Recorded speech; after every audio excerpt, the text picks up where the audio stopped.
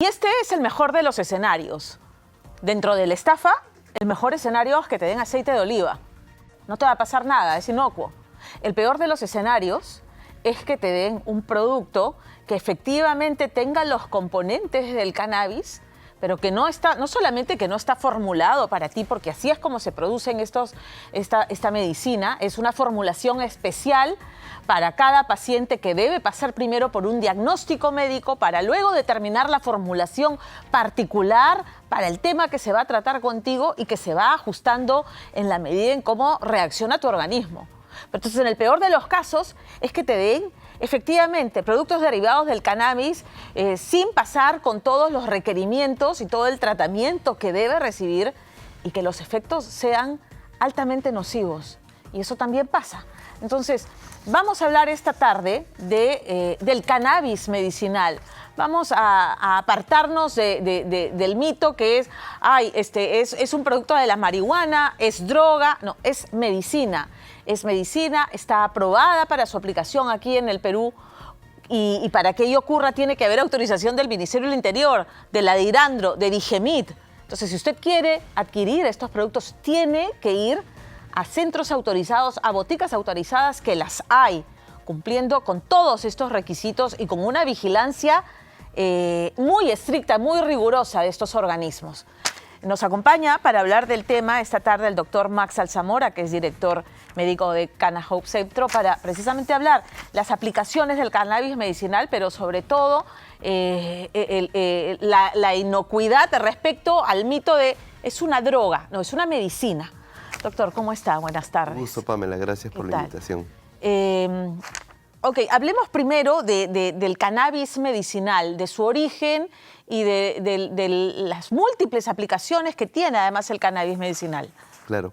Cuando uno piensa que esto es algo nuevo, no es nada de eso, porque si uno revisa el primer libro de la medicina, que es el libro de la medicina china, ahí sale la planta de cannabis. Entonces esto es una planta milenaria, ¿no? Y las aplicaciones que se veían en ese entonces era como analgésico y antiinflamatorio. ¿Ok? Entonces ya se sabe ¿cómo te podría decir? Hay estudios que sustentan, no solo a nivel preclínico en animales, sino a nivel humanos, que se puede usar para manejo de múltiples síntomas en distintas enfermedades, ¿no? Lo principal es el manejo del dolor. Todo tipo de dolor crónico. Dolor crónico es todo aquel dolor que tiene más de 3 meses de duración. Luego vienen los temas oncológicos, como paliativo oncológico, sobre todo cuando el paciente viene haciendo estos tratamientos como quimioterapia, que causan náuseas, pérdida de apetito, depresión. Es un muy buen acompañante para todo este proceso y también etapas ya de temas terminales también, ¿no? Para darle un buen morir a estos pacientes.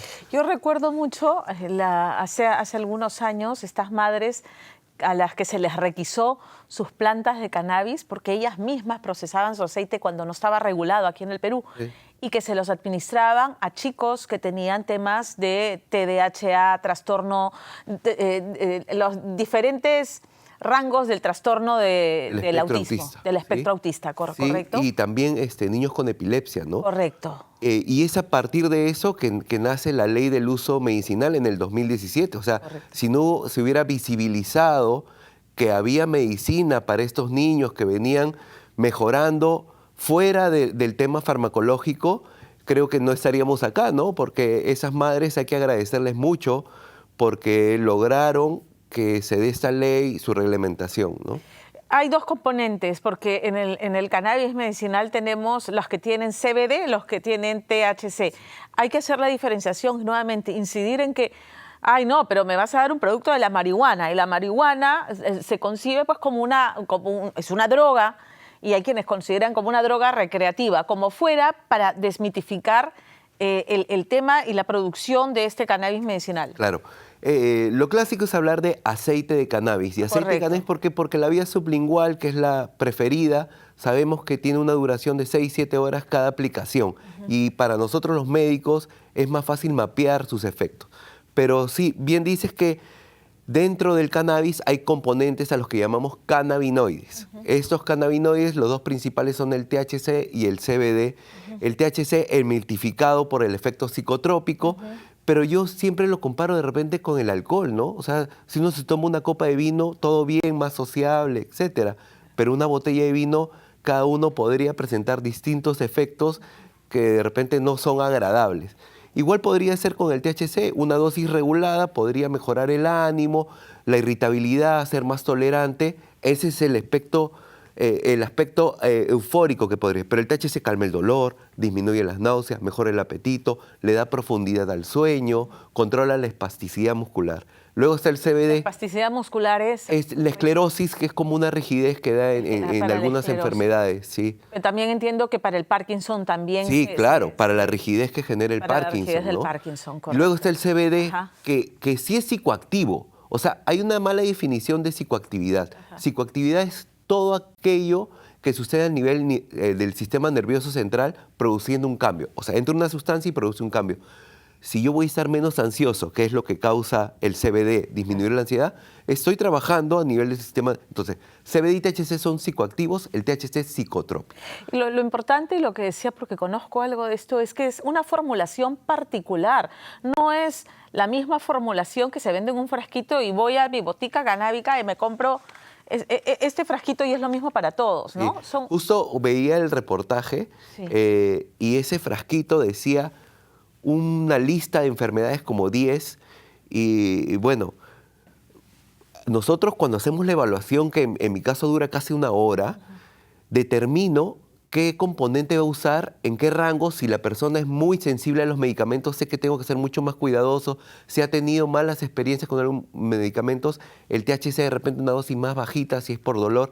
Entonces, es totalmente personalizado. Acá en el Perú lo que priman son las fórmulas magistrales.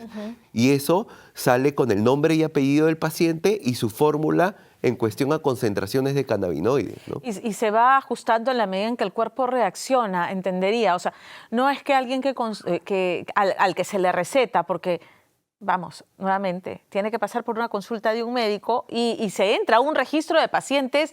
Claro, si no, uno no lo puede adquirir. ¿No es cierto? Tienes que entrar a un registro que lo maneja La Digemit. La Digemit, Sí. ¿no? De pacientes que usan Registro medicina de pacientes cannabinoide. usuarios de cannabis. Correcto. Entonces, no es que el paciente va a estar en este estado, nuevamente, vamos a términos coloquiales, quien se fuma un cigarrillo de marihuana, ¿correcto? Que está como groggy, cool, que no pasa nada. No, o sea, son pacientes que van a ser perfectamente funcionales. Eso es lo que buscamos, claro. Que mejoren su conectividad, que sean más productivos. Eso es lo que buscamos, ¿no? ¿Y no generan dependencia el consumo de esta medicina? Mira, hay un estudio que revela en las escalas de adicciones, pues primero tenemos heroína, morfina, etcétera, las benzodiazepinas, el muy llamado clonazepam, alprazolam, que son de uso común. El cannabis está en la misma escala que el café, ¿no? Entonces, el café, bueno, yo tomo café, lo tomo todos los días. Todas las benzodiazepinas que usted ha mencionado tienen que venderse con receta médica. ¿No? Sí, ¿no es claro. Y lo bueno es que cada vez las farmacias y el están un poco efecto, más a veces libres. hay quienes refieren que el efecto de estas medicinas, por ejemplo, la gente que las toma para dormir, por el estrés, por la ansiedad, al día siguiente se levantan como todavía un poco con los efectos, ¿no? Y no con muchos ánimos, ¿no? No, O sea, dormiste exacto. bien, pero no te levantas con actitud para afrontar tu día de buena manera, ¿no? ¿Ocurre esto con el CBD? No, más bien, a ver, el CBD lo que va a hacer es calmar los niveles de ansiedad, estar más tranquilo, más enfocado, más alerta. Entonces, te tranquiliza, pero no te aletarga, no es lo que se busca, ¿no? No es que te duerme, que es el efecto que a veces, o sea, quienes toman estos benzodiazepinas, me la tomo para dormir planchado toda la noche. Igual, o sea, hay que ver también la dosificación, ¿no? Claro. O sea, si yo me excedo de la dosificación, probablemente pueda dormir un poco más. Claro.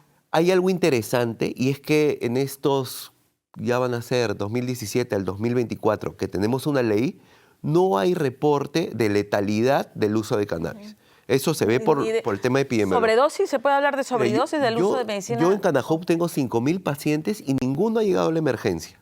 Y estoy Claro que por fármacos llegan muchos pacientes a la emergencia y les tienen que hacer lavados gástricos, etcétera. Yo no he tenido ninguno porque le hago un correcto seguimiento también y es personalizado, ¿no? A la semana nos comunicamos, a los 10 días, de ahí luego tenemos una reevaluación al mes. Entonces uno tiene que hacer un continuo seguimiento para, en verdad, el paciente evidencie los beneficios, ¿no? ¿Hay más pacientes hombres que mujeres? ¿Ya se ha podido hacer este estudio? Sí, hay una estadística que hicimos en estos 4 años que el 62% de los pacientes que hemos atendido son mujeres, ¿no? Y es que siempre la mujer... ¿Cuáles las dolencias? Lo principal, el 30% es dolor crónico, artritis, artrosis, problemas de degeneración y que generan dolor neuropático. Imagino que en el grupo etario premenopausia y posmenopausia. Claro, la endometriosis, ¿no? Pre y posmenopausia, como dices.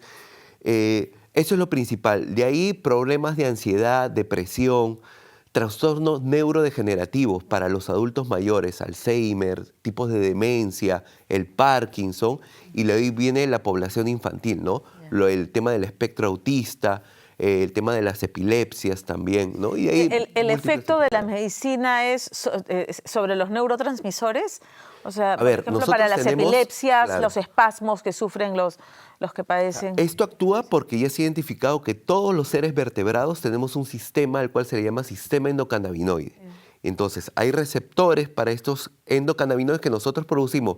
Cuando no funciona bien porque no tengo un buen estilo de vida, es que ingresan los cannabinoides de la planta, se unen principalmente a nivel cerebral, y ahí van a hacer su trabajo, pero tenemos a nivel de los músculos, de los huesos, de distintos órganos también receptores para el cannabis. Correcto. Entonces, el estrés disminuye, los niveles de estrés notablemente, ayuda a enfocarse en terapia del dolor. O sea, ¿disminuye el dolor? Sí, la percepción del dolor. ¿Ya? Muchas personas vienen de repente con la expectativa de curar enfermedades. Y hay que estar claros, y yo siempre lo converso con mis pacientes, que las enfermedades no se curan, las enfermedades se tratan. ¿No? Eso es lo que buscamos. Se pueden tratar con fármacos, pero también tienen sus efectos adversos. Podemos enfocarnos hacia el tema natural, también mirando el estilo de vida y tener buenos resultados y no tantos efectos adversos. Entonces, eso es lo que buscamos. En el tema de dolor es disminuir la percepción del dolor y que uno pueda de repente desarrollar actividades que había dejado, ¿no? Y eso también conlleva que mejorar tu ánimo, ¿no? Porque tengo pacientes adultos mayores que de repente el dolor los limita y esa limitación hace que ya no le encuentren sentido a la vida. Ingresamos con el cannabis, mejora el sueño, el dolor, el ánimo, el apetito y nuevamente comienzan a ser funcionales. En el tema del cáncer, nuevamente, qué importante lo que ha dicho, que no se trata de vamos a curar la enfermedad. En el tema del cáncer es acompañar los tratamientos tradicionales que para el cáncer, para estos otros efectos de este tratamiento, digamos, tradicional, de la medicina que conocemos todos, ¿no? O sea, el manejo del dolor. ¿En qué otras áreas del manejo de la enfermedad del cáncer ayuda el cannabis? A ver, yo creo que si el paciente se diagnostica, recibir esa noticia que uno tiene cáncer, ya tiene a conllevar a un tema depresivo, ¿no? Porque es espantoso. Me muero, claro. Es el primer pensamiento. Correcto. Entonces, uno si aborda al paciente en esa etapa y comenzamos con los cannabinoides para que maneje su ansiedad, depresión, aparte tiene que haber acompañamiento psicológico, luego le proponen la terapia, de repente la quimioterapia, que es lo más común, comienzan las náuseas, la falta de apetito, la falta de sueño, y esto comienza a regular eso. Entonces el paciente, porque uno si tiene una quimioterapia mensual, lo que va a pasar es que cada mes te evalúen para ver si puedes recibir la siguiente quimioterapia. Claro. Si no comes, si vomitas, si estás deshidratado, se te baja la defensa, no vas a poder hacer la siguiente quimio. Entonces esto va a ayudar a que puedas completar tu esquema. Pero también esto es algo prometedor, creo yo, que vamos a hacer algo visionarios con lo que voy a decir. Espero que en algunos años lo veamos y tengamos más resultados. En España, desde el año 1998, biólogos de la Universidad Complutense de Madrid, que han venido acá a los congresos que hemos realizado, han identificado efectos antitumorales de los cannabinoides. ¿Qué hace? Hace que haya muerte de las células, que se llama apoptosis, haya una menor migración hacia otros órganos, que sería el componente antimetastásico. Todo esto está ya validado en animales con cánceres humanos. O sea, a los animales se les han puesto células de cánceres humanos y se ha evidenciado. Ya hay algunos resultados en estudios de cáncer de mama y cáncer cerebral en humanos que lo primero que han dicho es que cannabis más quimio hace que el paciente viva más tiempo que solo la quimio. Y eso lo vemos, y lo vemos ahora, ¿no? O sea, pacientes que me han llegado, que han estado ya desahuciados, ahora están contando su experiencia. No estoy diciendo que el cannabis los haya curado, eso hay que estar claro. Cambiaron su dieta, cambiaron su enfoque de la vida. Es un acompañamiento, porque estamos viendo que el cannabis, de lo que estoy entendiendo, y usted me corregirá, es un tratamiento paliativo de esos síntomas que nos hacen el día a día, nos complican el día a día, ¿no? El dolor crónico, el estrés, la falta de sueño. En el caso de los niños con diagnóstico de algún diagnóstico del espectro autista, o sea, digamos, calmar la hiperactividad, permitir que el chico se enfoque.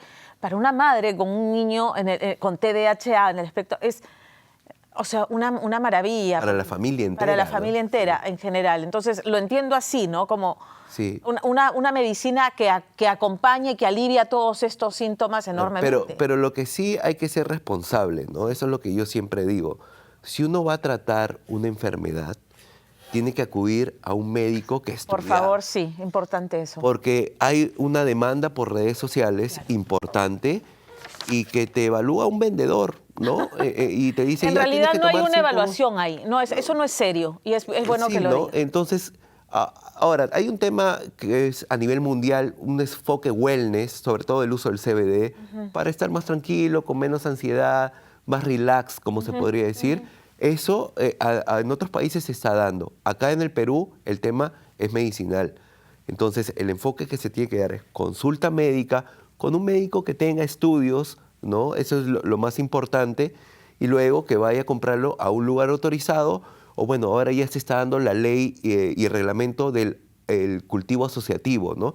Que va a haber personas, cultivadores que van a poder formar su asociación de pacientes. Igual tiene que pasar por un médico y el médico va a determinar cuánta es la cantidad de plantas y qué medicina se va a hacer para esos asociados que son pacientes. Claro. Eso está en vías de regularizarse, va a ser otro acceso, pero lo que tenemos ahora puntual y que estamos destacando a nivel mundial. Yo voy a ir en el mes de octubre a la Universidad de Maryland a presentar la estadística que hemos generado acá, porque nos ven con buenos ojos.